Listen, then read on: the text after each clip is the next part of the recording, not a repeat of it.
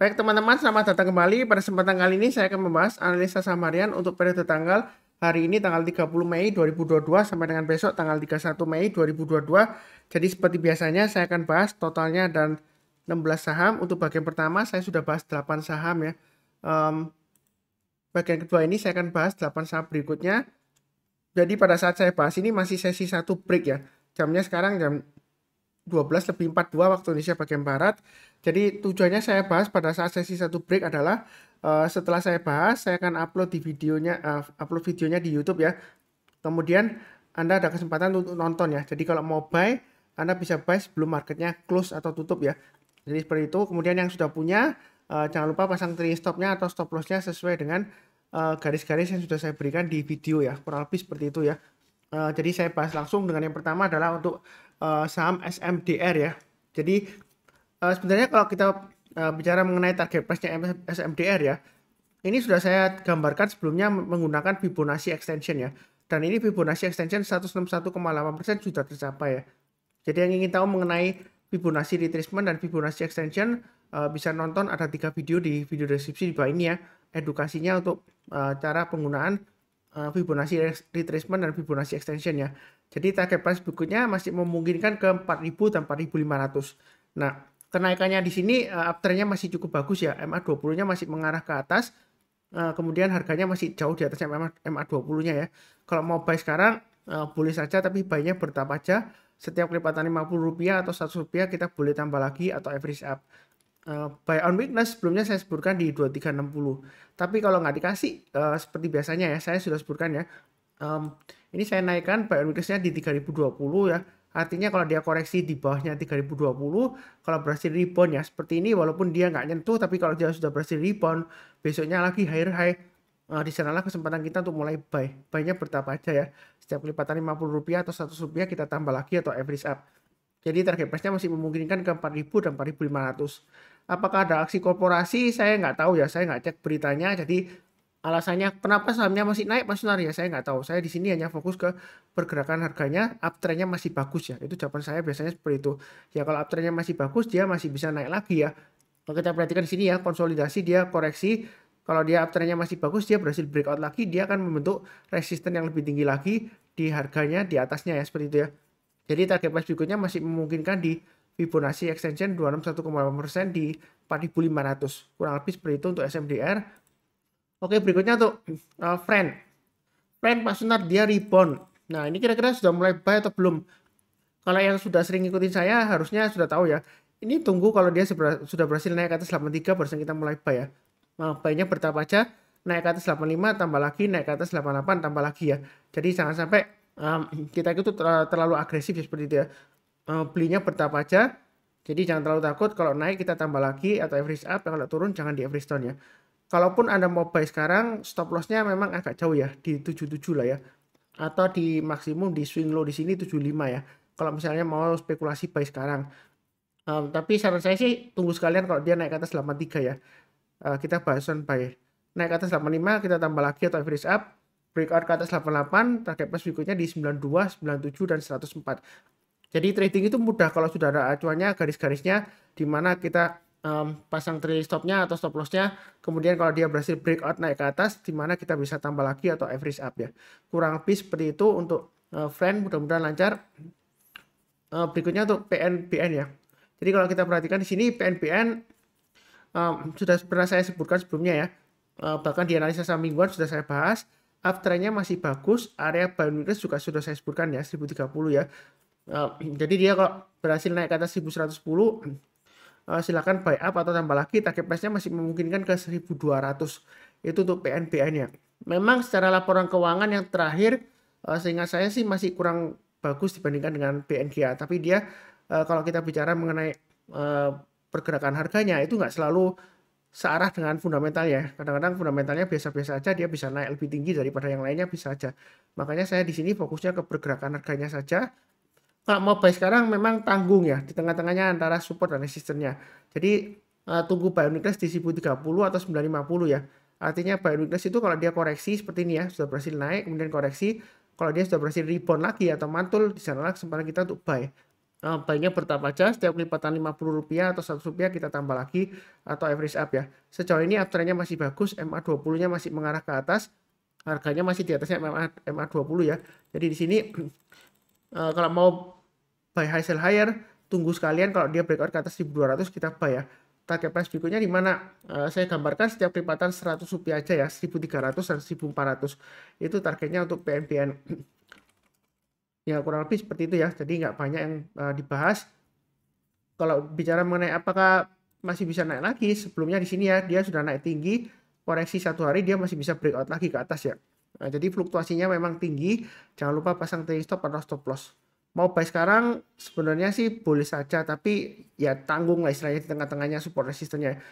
Sekalian tunggu koreksi atau breakout sekalian ke atas ya, buy high sell higher. Kurang lebih seperti itu untuk PNBN. Berikutnya untuk bank. Bank ini sebenarnya untuk emiten bank ini masih cenderung downtrend ya. Jadi pada dasarnya untuk bank ini kalau dia masih di bawahnya ini ya 2.200 ya. Ini saya tebalkan aja. Jadi kalau selama di bawahnya 2.200 sebenarnya masih resiko untuk bank ya. Makanya di sini kan kalau kita perhatikan pasnya tuh 2.200 dia turun lagi langsung drop ya. Jadi kalau mau buy sekarang sih menurut saya belum ya. Jangan memaksakan diri sendiri. Yang lebih baik tunggu kalau dia sudah berhasil naik ke atas 2.200 kita buy, naik ke atas 2.340 tambah lagi atau average up, target price-nya sekitar 2.500 sampai dengan 2.560. Itu untuk emiten bank ya. Jadi kalau beli sekarang masih resiko, tapi kalaupun Anda ngotot ya, mau buy sekarang Pak Sunar nggak apa-apa, pasang aja stop loss-nya di 1875 ya. Kalau dia turun di bawah 1875, lebih baik sih nyanyi let it go dulu ya. Jadi kita harus jual dulu kalau dia turun di bawahnya 1875. Kurang lebih sih cukup ya untuk bank ya. Berikutnya untuk Cepin. Memang kadang saya bahas kok tiba-tiba turun lagi Pak Sunar, naik turun. Ya memang kecenderungannya trennya masih cenderung downtrend ya. Jadi sudah pernah saya bahas sebelumnya ya. Di video khusus ada saya bahas mengenai bottom fishing saham-saham yang downtrend. Jadi bahwasanya di sini kalau dia masih di bawah 5.550 ini masih cenderung koreksi ya. Walaupun ini sepertinya sideways ya, tapi sideways-nya itu di jalur downtrend-nya. Jadi kalaupun spekulasi buy sekarang ya, di grup kecil saya sudah buy juga ya. Itu istilahnya copet-copet ya. Kadang-kadang seperti ini ya, saham downtrend ya. Saya kenapa beli itu saya kasih mark ya. Jadi saya belinya nggak banyak, mungkin sekitar 10% dulu ya dari kuota yang saya sediakan. Kalau dia naik saya tambah lagi atau average up. Tapi kalau turun saya nggak mau average down. Saya pasang trailing top atau stop loss-nya ya seperti itu ya. Jadi trennya itu masih downtrend. Jadi jangan memaksakan diri sendiri ngotot ya seperti itu ya. Ya kadang-kadang di saham itu kalau sudah terjadi ngomongnya gampang ya. Andai kata ini sudah berhasil breakout ke atas ya 6025 ya. Ya mungkin aja yang beli di bawah keluar-keluar. Oh Pak Sunar saya beli di area 4.800 loh gitu. Iya kalau naik biasanya orang pamer kemana-mana ya. Sudah beli di bawah. Tapi kalau turun lagi ya seperti itu ya. Ya seperti itu karena kondisinya kan masih downtrend. Ya saya bukan mendoakan turun nggak. Saya maunya sih naik supaya semuanya pada profit ya kalau naik ya. Kalau turun mana ada yang profit sih gitu ya. Mungkin ada yang bilang oh enak Pak Sunar dapat harga murah gitu ya. Ya kalau dia masih turun terus ya dia bakalan turun lagi. Anda mau beli sampai di mana? Ya kan? Ya lebih baik tunggu rebound aja ya seperti itu atau mantul ke atas. Jadi strateginya kalau mau buy on weakness saham yang downtrend ya, itu lihatnya ke atas, jangan lihat ke bawah. Karena kita belinya ya, kalau kondisi seperti ini ya, kalau mau lebih amannya, itu paling tidak ya tunggu sekalian breakout ke atas 5250, itu paling cepat kalau mau buy ya. Seperti itu ya. Walaupun saya sudah buy sekarang itu hanya sebagai mark ya, sebagai tanda aja. Kalau naik, wah saya bakalan masuk atau tambah lagi ya seperti itu ya. Paling banyak biasanya sih 10% ya dari kuotanya atau dari jatahnya ya seperti itu ya. Misalnya jatahnya untuk Cepin maksimum 10 juta gitu ya. Berarti kalau dia mulai rebound ya paling nggak masuk dulu sekitar 1 jutaan ya seperti itu. Nanti kalau naik lagi kita tambah lagi atau average up karena trennya masih strong downtrend ya. Ya kadang-kadang strateginya seperti itu ya. Jadi mulai rebound kasih mark ya kalau misalnya masih bagus ya. Memang mungkin dilihat oh Pak Sunar ini akumulasi asing gede loh. Ya saya nggak lihat asingnya. Percuma kalau asing beli banyak, akumulasi banyak tapi sahamnya nggak naik-naik ya. Begitu ya. Atau belum naik atau bahkan lama gitu ya. Atau bahkan aja bisa aja turun ya. Oh, kenapa saya bilang bisa turun? Ini buktinya dia waktu naik akumulasinya ini pembelian asing ya, grafik kuning ini ya. Grafiknya naik, ini harganya turun ya, sideways kemudian turun lagi, ini naik lagi, turun lagi teman, sideways ya kita nggak akan pernah tahu ya seperti itu ya. Iya kalau dia berhasil rebound ya. Kalau sudah berhasil rebound sudah terjadi ngomongnya gampang ya. Semua bisa aja keluar-keluar ya. Bahkan anak saya yang SD kelas 5 aja ya bisa ngomong, "Pak, itu sudah naik, Pak." Gitu. Ya sudah naik ya. Ngomongnya gampang ya sudah terjadi ya. Ya makanya kita belinya agak ke atas untuk konfirmasi. Paling cepat ya naik ke atas 5250 ya, seperti itu ya. Kurang lebih cukup. Berikutnya untuk PNLF. Sentimen apa saya nggak tahu ya, saya nggak baca beritanya.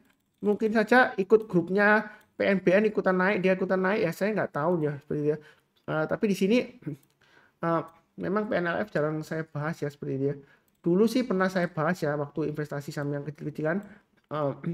Setelah itu saya lebih milihnya kalau mau beli ya lebih milih ke PNBN-nya seperti itu ya.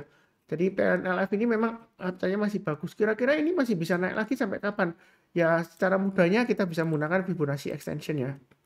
Yang ingin tahu belajar mengenai Fibonacci retracement atau Fibonacci extension bisa nonton ada 3 video ya di video deskripsi di bawah ini ya untuk pembelajaran Fibonacci retracement dan Fibonacci extension. Ini target 100% sudah tercapai ya. Jadi akurat dia ya. Target plus berikutnya kalau berdasarkan Fibonacci extension itu di 280 dan 300 ya. Nah, strateginya bagaimana Pak Sunar? Ada dua ya. Yang sudah punya, pasang aja trade stopnya atau stop lossnya di 250-an ya. Maksimum ya stop lossnya ya di titik breakoutnya di sini ya, 238 ya. Kalau dia turun lagi di bawah 238, lebih baik jual dulu semuanya. Itu yang sudah punya. Yang belum punya strateginya, boleh tunggu buy on weakness di 238. Kalau dia koreksi misalnya ya saya nggak mengharapkan koreksi. Kalau dia berhasil koreksi, kemudian rebound, di sanalah kesempatan kita untuk buy. Jadi breakout ya seperti ini ya, naik kemudian dia koreksi, dia berhasil rebound breakout lagi ke atas. Ya kita boleh buy. Atau dia kalau berhasil naik lagi higher high, di sini high-nya hari ini kan 264. Kalau dia berhasil naik lagi ke atas 264, kita boleh buy. Buy-nya bertambah aja target price berikutnya di 280 dan 300. Ya, jadi kurang lebih seperti itu strateginya. Cukup ya untuk PNLF ya. Berikutnya untuk bird ya. Saya nggak tahu ini ada aksi korporasi apa, ada berita apa, saya nggak perhatikan terus terang aja ya. Yang ingin tahu silakan cek atau yang tahu silakan tulis di kolom komentar. Nah di sini saya gambarkan aja support terdekatnya. Ya dia yang sudah punya pasang aja trade stopnya di 1530.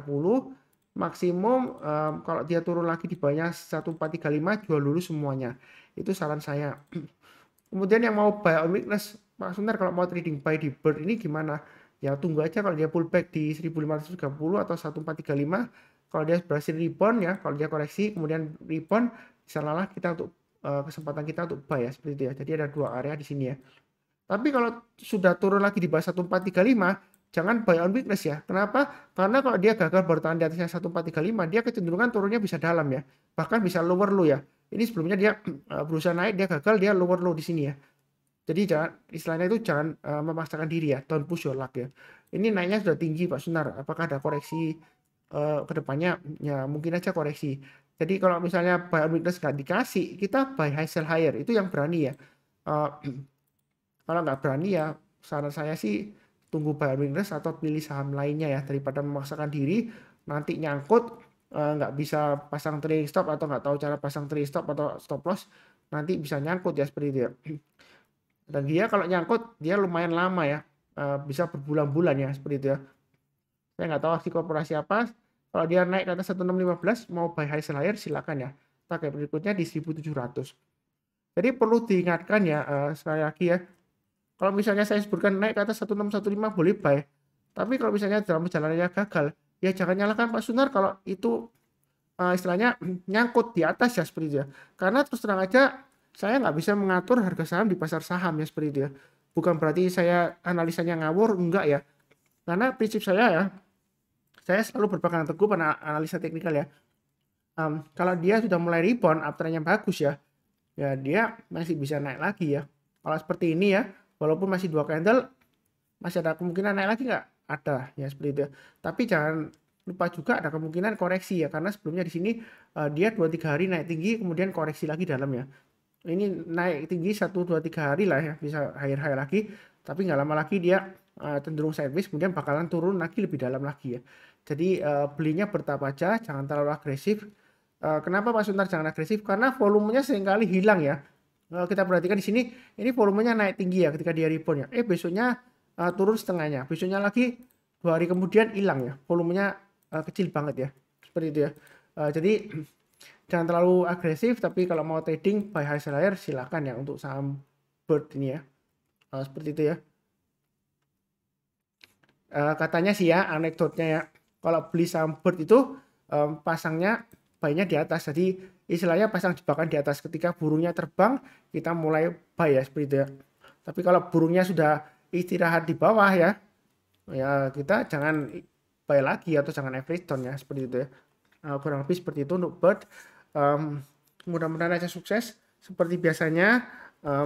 Jangan lupa subscribe, like, kemudian nyalakan lonceng notifikasinya. Kalau ada pertanyaan silahkan tulis di kolom komentar. Seperti biasanya saya doakan selalu semuanya selalu sehat, damai dan sejahtera selalu. Amin. Terima kasih banyak. Sekian.